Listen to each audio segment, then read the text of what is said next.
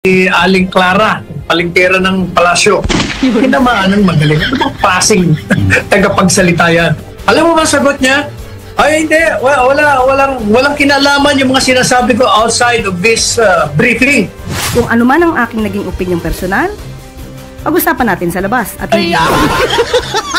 kasi po parang nakaka-apekto rin po dun sa mga ng Pangulo na medyo iba yung nabasa. Pag dito sa Malacanang, yun lamang ang pag-uusapan natin. Mga sinabi kong personal, ay hindi ko pakikialaman yun. Huwag nyo na akong tanongin. Tinamaan ng magaling. Ano ba? Ms. Eden, kung ano po ang inyong pakay patungkol po dito, inuulit ko po, ang aking pag-vlog ay wala pong kinalaman ang palasyo, ang Pangulo at ang gobyerno.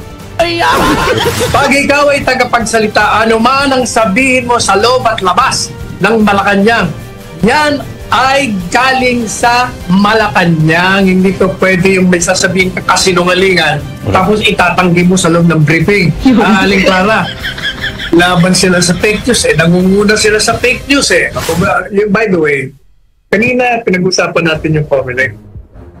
Merong nagsumbong sa akin at tinatawagan natin ang chairman ng Comelec, George Garcia. Pati na yung kilala nating Commissioner Maceda. At yung iba pang mga commissioner.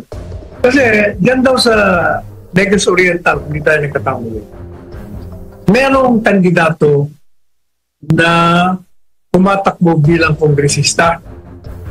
At itong kandidato ito, pangalan niya ay si Digamo, ay alkalde ng Pamplona. Pamplona, bayan ng Pamplona. Yung Pamplona, Franco, yes, yan ay nasa 2nd district. Nandito na ako kung 3rd district o 2nd district. Basta nasa district siya kung saan nandun yung bayan ng Pamplona. Ngayon, tumatakbo siyang kongresista sa 3rd district. Nagparehistro siya. Nag-transfer siya ng residensya niya. Pero ang problema ganito. Kaya ang tanong ko sa Comelec, teka muna, yung kandidatong yon na mayor ng Pamplona na nasa 2nd district, siyang na taon na naging mayor. Hanggang ngayon, mayor. Nagpa-function as mayor. Kandidato sa 3rd district. Paano nangyari yun? Paano siya makakwalify na registered voter nga siya doon? Pero 9 years siya na rehistradong botante siya doon, kaya nga siya naging alkalde. Pagkatapos, doon sa kanyang certificate of candidacy, sinasabi niya 27 years na daw siya doon sa panibago niyang residensya na 3rd district kasi tumatakbo. Kasi matatapos yung term niya, 9 years pero dito, ilang taong kang naging residente hanggang ngayon, nagpa-function ka pa bilang mayor. Paano ka magiging qualified? Nag-file na raw sila ng disqualification. Mukhang hindi pa raw na resolve. Kaya siguro tinatawagan natin, itong mga ganitong klaseng bagay na disqualification case, dapat yun nire-resolve. Ang mangyayari niyan, kung halimbawa, manalo, congressman. Pero hindi na, tapos i-resolve nyo, disqualified pala. O di, magulo na naman yan. Another legal issue. Yan ang problema. Hindi natin nagagawa kagad ng resolution ang mga problemang ganyan. Yan. Maraming salamat, Atty. Sal. Kaugnay naman sa isyong nabanggit natin kanina sa balita, naglunsad ang PNP. Tuwang ang Presidential Communications Office o PCO na pinamumunuan ni Secretary J. Ruiz ang The War for Truth at Joint Anti-Fake News Action Committee. Ayon kay Ruiz, bubuo sila ng Interagency Task Force upang labanan ang online misinformation at disinformation. Kasama rin ang DICT, PNP at Anti-Cybercrime Group at DOJ sa programang ito upang gumawa ng patakaran na magpapakilo sa mga social media platform na tugunan ang maling impormasyon. Sinabi naman ni PNP Chief Romel Marbil na may 3 anyo umano ang kasinungalingan na kinakaharap: misinformation, ito yung maling information at disinformation, kung saan ito raw ay sumisira sa tiwala at demokrasya. Hit niya, hindi ito laban sa malayang pamamahayag kundi laban sa kasinungalingan. Nanawagan siya sa publiko na maging tagapagtanggol ng katotohanan. Ang tanong po, Atty. Sal, ay sa iyong palagay, sapat ba ang mga hakbang ng pamahalaan sa paglaban sa fake news nang hindi nalalabag ang karapatan sa malayang pamamahayag? Attorney. Laban sila sa fake news nangunguna sila sa fake news O, tino mo may napanood ako na itong si Aling Clara, yung palengkera ng palasyo. Binabanatan niya si dating Presidente Duterte dahil dun sa kaugnay dun sa 20 pesos per kilo ng rice. Ang sabi niya, tingnan niya si Presidente Duterte, nung siya ay nasa Malacanang pa, sa kanyang speech sa SONA, nagsabi siya na ibabagsak niya ang presyo sa, ano ba yun? 7%. 7 daw, 7. 7 piso. Daw si Pangulong Marcos, 20 pesos ang ibabagsak. Bakit daw si Presidente Duterte noon?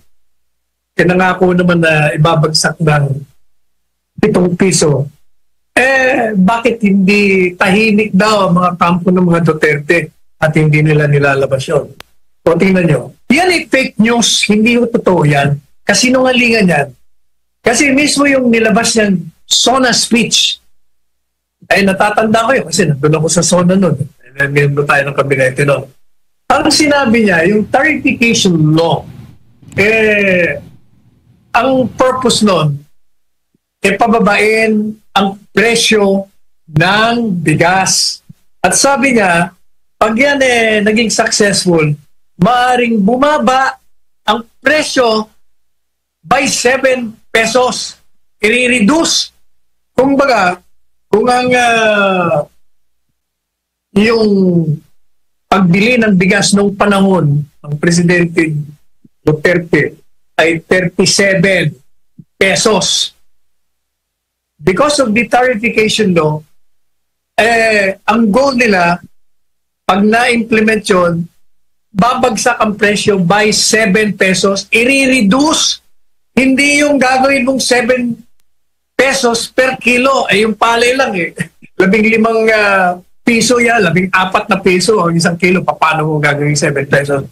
Yun ang sinasabi natin na disinformation mismo nang gagaling dyan sa Office of the President sa pamamagitan ni Aling Clara. O Aling Clara, ikaw ang nagbibigay ng dahilan kung bakit bumabagsak ang Pangulong Marcos Jr. Nagbibigay ka ng mga impormasyon na mali, kasinungalingan. At pagkatapos, alam, napanood ko, tinanong siya ng mga reporter. Sabi sa kanya, Ma'am, pwede ko ba magbigay kayo ng clarification dahil sinasabi nyo, pinangako ng Presidente Duterte na ibabagsak niya ang presyo ng 7 pesos per kilo. Pero yung speech niya, maliwanag naman, ang sinabi niya, i-reduce by 7 pesos. Kung 37 pesos, maging 30 na lang. Bakit sinasabi nyo sa inyong vlog niya, bakit sinasabi nyo na 7 pesos ang pangako ni Presidente Duterte? Alam mo ba ang sagot, Franco? Napanood mo ba yun? Yes.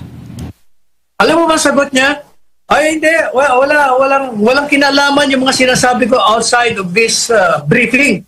Pag dito sa Malacanang, yun lamang ang pag-uusapan natin. Mga sinabi kong personal, hindi ko pakikialaman yun. Huwag nyo na akong tanongin. Tinamaan ng magaling. Ano bang passing tagapagsalita yan?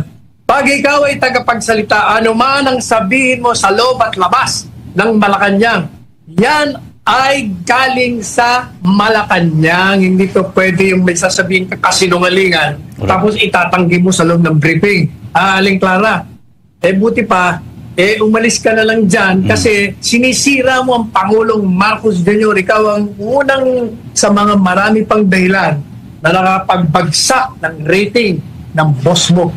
Ayan. Maraming salamat, Attorney Sal, sa